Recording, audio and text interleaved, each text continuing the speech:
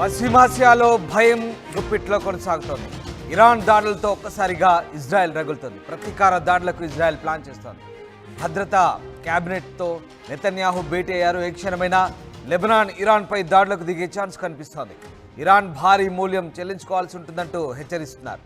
Iran అణుస్థావరాలతో పాటు చమురు బావులే టార్గెట్గా ప్రస్తుతం ఈ ప్రణాళికలు రూపొందిస్తున్నారు. ఇక ఇరాన్ కీలక నేతలు కూడా లక్ష్యం చేసుకోవాలని నిర్ణయించారు. ఇరాన్ సుప్రనేత అయతుల్లా ఖమేనీ లక్ష్యంగా దాడులకు దిగే అవకాశం కనిపిస్తోంది.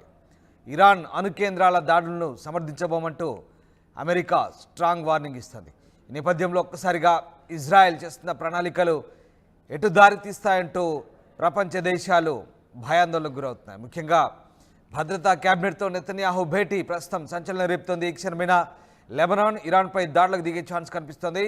ఇటు ఇరాన్ భారీ మూల్యం చెల్లించుకోవాల్సి ఉంటుందంటూ ఆయన హెచ్చరించిన నేపథ్యంలో ఇరాన్ అణుస్థావరాలతో పాటు చమురు బావుల టార్గెట్గా తెలుస్తుంది. ఇరాన్ కీలక నేతలను కూడా లక్ష్యం చేసుకోవాలని నిర్ణయించినట్టుగా తెలుస్తుంది. ఇరాన్ సుప్రనేత అయతుల్లా ఖొమేనీ లక్ష్యంగా దాడులకు దిగే ఛాన్స్ కనిపిస్తోంది. ఇరాన్ అణు కేంద్రాల దాడులను సమర్థించబోమంటూ అమెరికా వార్నింగ్ ఇచ్చిన నేపథ్యంలో మరి ఏం జరగబోతుందని మాత్రం ప్రస్తుతం ఉత్కంఠగా మారుతోంది.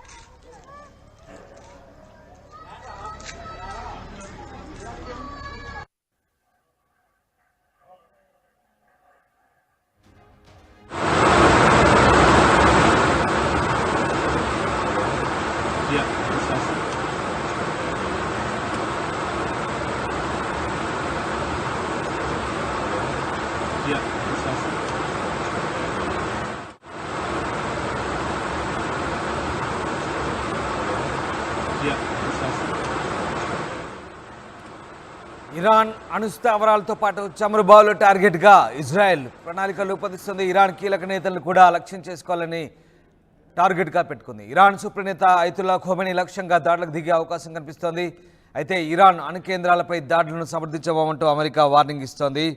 ఇరాన్ అణు కేంద్రాలకు సంబంధించిన ప్రాంతాలపై ఇజ్రాయెల్ దాడులకు తాము మద్దతు ఇవ్వబోమంటూ అమెరికా అధ్యక్షుడు జో బైడెన్ తెలిపారు.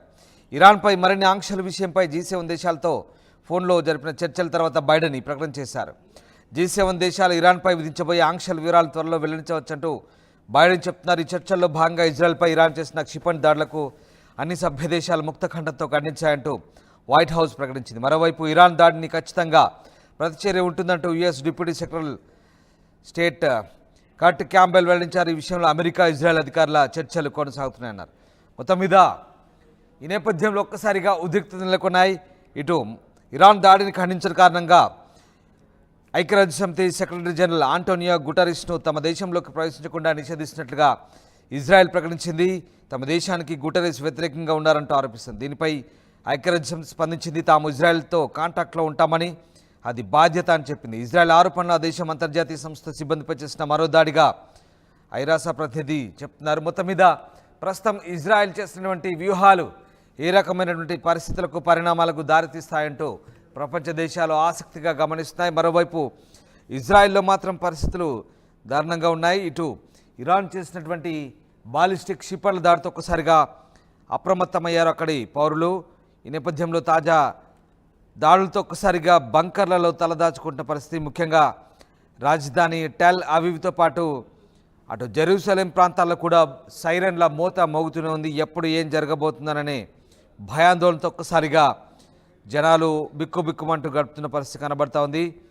పశ్చిమాసియాలో ఉద్రిక్తతలు పెరుగుతున్న నేపథ్యంలో ఇటు ఇరాన్ ప్రతీకార దాడులకు దిగడంతో ఒక్కసారిగా ఇజ్రాయెల్లో చాలా చోట్ల ప్రజలు అప్రమత్తంగా ఉంటున్నారు. ఇరాన్ జరిపిన దాడుల్లో ఇజ్రాయెల్కి సంబంధించిన 8 మంది సైనికులు మృత్యువాత పడ్డారు. ఈ నేపథ్యంలో ఒక్కసారిగా అటు బంకర్లలో ప్రజలు తలదాచుకుంటున్న పరిస్థితి కనబడుతుంది. మరోవైపు భారతీయులు అప్రమత్తంగా ఉన్నట్టు భారతీయ ఎంబసీ ప్రకటిస్తుంది. ఏదైనా అత్యవసరమైతే తప్ప బయటకు రావద్దంటూ దగ్గరలో ఉన్నటువంటి బంకర్లకు సమీపంలో గడపాలంటూ చెప్తున్నారు. ఏ విషయమైనా కూడా భారత ఎంబసీకి, ఇండియన్ ఎంబసీకి ఎప్పటికప్పుడు సమాచారం చేరవేయాలని తాము ఇజ్రాయెల్ అధికారులతో సంప్రదింపులతో ఉన్నట్టుగా ఇండియన్ ఎంబసీ చెప్తోంది. మరోవైపు యూరోపియన్ యూనియన్, బ్రిటన్, అలాగే అమెరికా, భారత్ లాంటి దేశాలు తమ పౌరులకు హెచ్చరికలు జారీ చేస్తున్నాయి. ఒక్కసారిగా భారీ మిసైల్ క్షిపణులతో ఇరాన్ విరుచుపడంతో ఇజ్రాయెల్లో పౌరులు అప్రమత్తంగా ఉంటారు. మరి ముఖ్యంగా మన తెలుగు రాష్ట్రాల వారు చెందిన వారు కూడా ఇజ్రాయెల్లో చాలామంది ఉన్న నేపథ్యంలో వాళ్ళంతా కూడా ఈ దాడులతో కాస్త భయాందోళనకు గురవుతున్నారు. బంకర్లలో తలదాచుకుంటూ చాలా సేఫ్గా అవసరమైతే తప్ప బయటికి రావాలన్న సూచనలు భారత ఎంబసీ చెప్పిన సూచనలు ఎప్పటికప్పుడు పాటిస్తున్నామంటూ తెలుగువారు కూడా చెప్తున్న పరిస్థితి. కొంతమంది తెలుగువారు స్పందించారు. అక్కడ పరిస్థితులకు సంబంధించి ఏం మాట్లాడో చూద్దాం. ఇది మన ఇండియన్ గ్రోసరీ. మన తెలుగు వాళ్ళమందరం కూడా ఇక్కడనే షాపింగ్ చేస్తాము. నిన్న రాత్రి ఇరాన్ మిసైల్స్ దాడి చేయడంతో కొంచెం అభద్రతానికి గురైనప్పటికీ ఒక అర్ధగంట సేపు బంకర్లో దాక్కొని తర్వాత బయటకు వచ్చినాము. ఇదంతా కూడా నార్మల్గా ఉంది వాతావరణం, ఎలాంటి ప్రాబ్లం లేదు. ఇదంతా కూడా ఇండియన్సే. ఇండియన్ షాప్స్ అన్ని ఓపెన్ అయినాయి.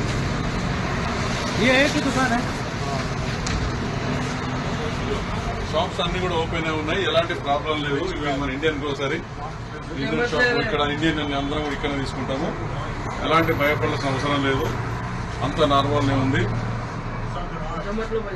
మన తెలుగు వాళ్ళందరూ కూడా సేఫ్ గానే ఉన్నారు. నిన్న రాత్రి 8 గంటలకు ఇరాన్ ఇజ్రాయెల్ పై దాడి చేయడం జరిగింది. దాంట్లో కొన్ని చోట్ల పాడడం కూడా నేలపై పాడడం కూడా జరిగింది. కొంచెం భయభ్రాంతులకు లోనైంది వాస్తవం, కానీ ఎలాంటి నష్టమైతే జరగలేదు. మన తెలుగు వాళ్ళందరూ బంకర్లలో సేఫ్గానే ఉన్నారు.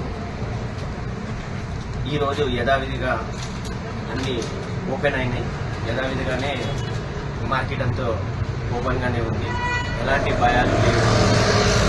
ఇప్పుడైతే మొత్తం నార్మల్గానే వచ్చేసింది. ఇంకా భయపడాల్సిన అవసరం లేదు. ఇరాన్ నుంచి దాడులు జరిగినాయి. మళ్ళీ ఇప్పుడైతే నార్మల్గానే ఉంది. ఏదైతే 8 గంటలకు రాత్రి జరిగినప్పుడు అందరము సెంటర్లో దాక్కోవడం జరిగింది. איראן שיגרה אתמול כ-200 טילים לעבר מדינת ישראל. איראן תקפה מרחבים אזרחיים וסיכנה חיי אזרחים רבים. הודות להתנהגות אזרחית נכונה ולהגנה מאוד איכותית, הנזק קטן יחסית. אנחנו נגיב. אנחנו יודעים לאתר מטרות חשובות, אנחנו יודעים גם לפגוע בצורה מדויקת ועוצמתית. הגעתי לפני כניסת החג לבסיס תל נוף של חיל האוויר. הבסיס פועל באופן מלא, הוא לא הפסיק לפעול לרגע וממשיך להוציא תקיפות בכל מקום בו נדרש. יש לנו יכולות להגיע ולתקוף בכל נקודה ונקודה במזרח התיכון. ומי מהאויבים שלנו שלא הבין זאת עד עכשיו, יבין זאת בקרוב. ערב החג צה"ל נלחם ותוקף בכל הזירות. חיילי צה"ל יציינו את החג בעזה, בלבנון, ביהודה ושומרון ובכל הגבולות, בכוחות מתוגברים ובכוננות שיא. אנחנו נלחמים ויודעים שהחג הזה לא שלם בלי החטופים. אנחנו מחויבים להמשיך ולעשות הכל בכדי להחזיר אותם. אנחנו כואבים את החללים שנפלו, ואני מבקש ביום המיוחד הזה, מכאן, לחבק את משפחותיהם ולחזק מאוד את הפצועים המשלמים את מחירה היקר של המלחמה הזאת. שתהיה לכולנו שנה טובה יותר בהרבה מקודמתה. మాంగళ్య షాపింగ్ మాల్ లా ఏం కొన్నా స్పాట్ గిఫ్ట్ ఇస్తుర్రంట రండిగా. మాంగళ్య షాపింగ్ మాల్ లో దసరా స్పాట్ గిఫ్ట్ పక్కా. ప్రతి 1000 రూపాయల కొనుగోలుపై ఖచ్చితమైన స్పాట్ గిఫ్ట్. ఈ ఆఫర్ అక్టోబర్ 1 నుంచి 11 వరకు మాత్రమే. మాంగళ్య షాపింగ్ మాల్, తెలంగాణ. ఇన్నరా మాంగళ్య షాపింగ్ మాల్ లా ఏం కొన్నా స్పాట్ గిఫ్ట్ ఇస్తుర్రంట రండిగా.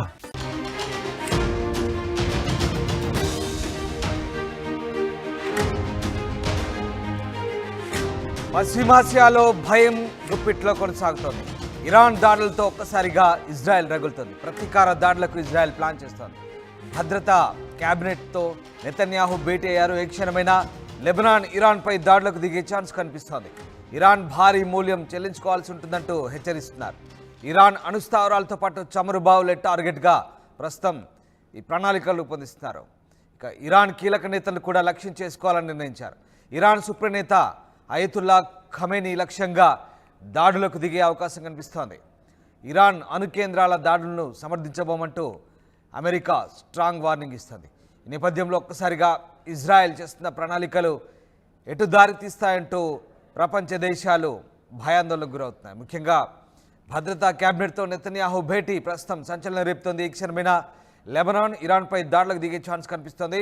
ఇటు ఇరాన్ భారీ మూల్యం చెల్లించుకోవాల్సి ఉంటుందంటూ ఆయన హెచ్చరించిన నేపథ్యంలో ఇరాన్ అణుస్థావరాలతో పాటు చమురు బావుల టార్గెట్గా తెలుస్తుంది. ఇరాన్ కీలక నేతలను కూడా లక్ష్యం చేసుకోవాలని నిర్ణయించినట్టుగా తెలుస్తుంది. ఇరాన్ సుప్రనేత అయతుల్లా ఖొమేనీ లక్ష్యంగా దాడులకు దిగే ఛాన్స్ కనిపిస్తోంది. ఇరాన్ అణు కేంద్రాల దాడులను సమర్థించబోమంటూ అమెరికా వార్నింగ్ ఇచ్చిన నేపథ్యంలో మరి ఏం జరగబోతుందని మాత్రం ప్రస్తుతం ఉత్కంఠగా మారుతుంది.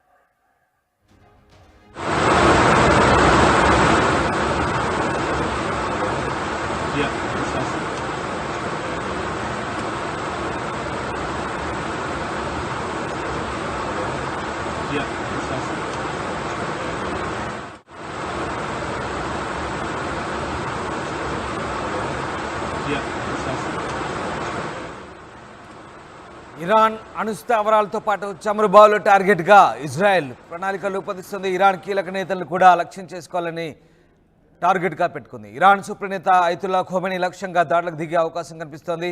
అయితే ఇరాన్ అణు కేంద్రాలపై దాడులను సమర్థించబోమంటూ అమెరికా వార్నింగ్ ఇస్తోంది. ఇరాన్ అణు కేంద్రాలకు సంబంధించిన ప్రాంతాలపై ఇజ్రాయెల్ దాడులకు తాము మద్దతు ఇవ్వబోమంటూ అమెరికా అధ్యక్షుడు జో బైడెన్ తెలిపారు. ఇరాన్పై మరిన్ని ఆంక్షల విషయంపై G7 దేశాలతో ఫోన్లో జరిపిన చర్చల తర్వాత బైడెన్ ఈ ప్రకటన చేశారు. G7 దేశాలు ఇరాన్పై విధించబోయే ఆంక్షల వివరాలు త్వరలో వెల్లడించవచ్చంటూ బైడెన్ చెప్తున్నారు. ఈ చర్చల్లో భాగంగా ఇజ్రాయెల్పై ఇరాన్ చేసిన క్షిపణి దాడులకు అన్ని సభ్య దేశాలు ముక్త ఖండంతో ఖండించాయంటూ వైట్ హౌస్ ప్రకటించింది. మరోవైపు ఇరాన్